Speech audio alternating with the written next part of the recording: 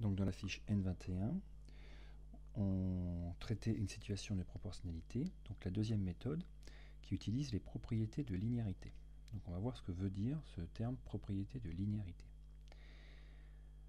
Alors voici l'exercice. Un cycliste a parcouru 50 km en 3 heures, en supposant qu'il roule toujours à la même vitesse. Complétez le tableau.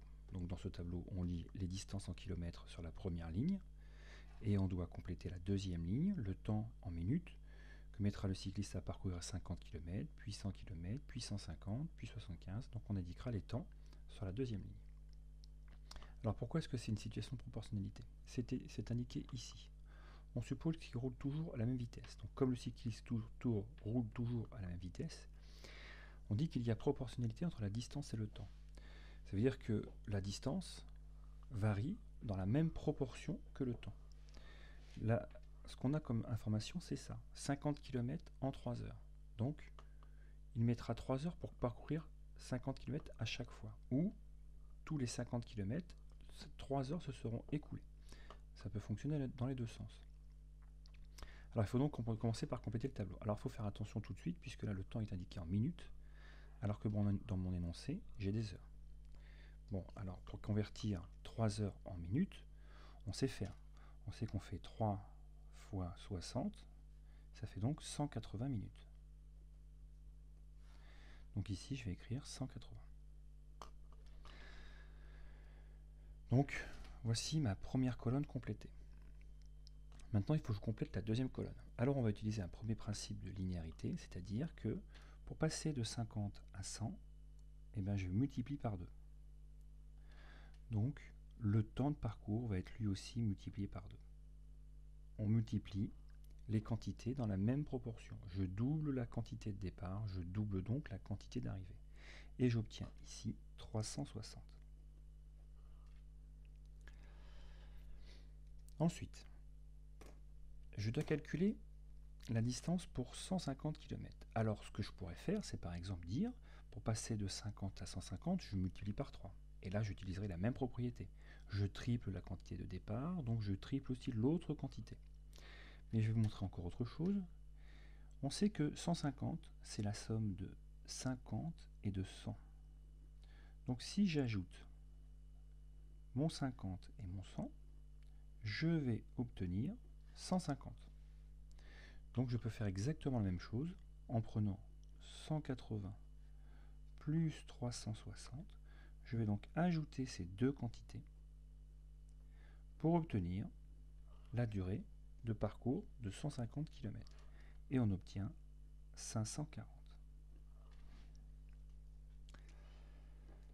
Pour 75 km. Alors 75 km, alors je vois que je ne peux pas multiplier les quantités pour atteindre 75, je ne peux pas multiplier 50 pour trouver 75, je ne peux pas multiplier 100 pour, enfin je ne peux pas trouver un nombre simplement qui permet de passer de 50 à 75 en multipliant, qui permet de passer de 100 à 75 en multipliant, c'est pareil, je ne peux pas trouver un nombre facilement.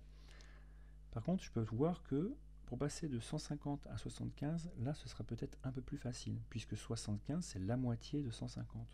Donc il suffit de dire qu'on divise 150 par 2, et donc on va aussi diviser le temps de parcours par 2. Donc on divise par 2. 540 divisé par 2, ça fait 270. Alors ce sont les principes de linéarité. Quand on multiplie la quantité de départ, on multiplie aussi la quantité d'arrivée.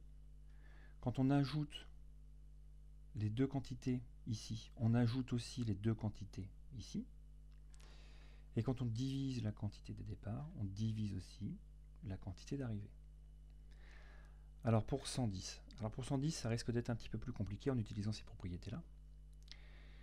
On peut trouver différentes astuces, ou bien en utilisant le retour à l'unité comme on l'a vu dans la vidéo précédente, ou bien, et on le verra dans la vidéo suivante, en utilisant le coefficient de proportionnalité. Alors ici, le coefficient de proportionnalité, c'est 3,6. Alors, pourquoi c'est 3,6? Le coefficient de proportionnalité permet de passer de la première ligne du tableau à la deuxième ligne du tableau en multipliant. Donc si je descends en multipliant, je monte en divisant.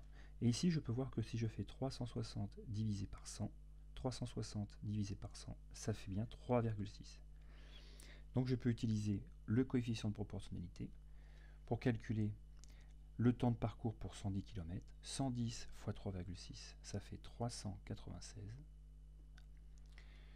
30 fois 3,6, ça fait 108. 20 fois 3,6, ça fait 72. Alors on peut quand même vérifier si ces résultats sont justes, en particulier en prenant les deux derniers. Si j'ajoute 30 et 20, j'obtiens 50. 108 plus 72, ça me fait bien 180. Donc ça fait beaucoup d'opérations possibles dans un tableau de proportionnalité. Il faudra essayer de s'en rappeler dans les différents exercices. Mais vous voyez que pour compléter un tableau de proportionnalité, il existe beaucoup de méthodes différentes. C'est la fin de la vidéo.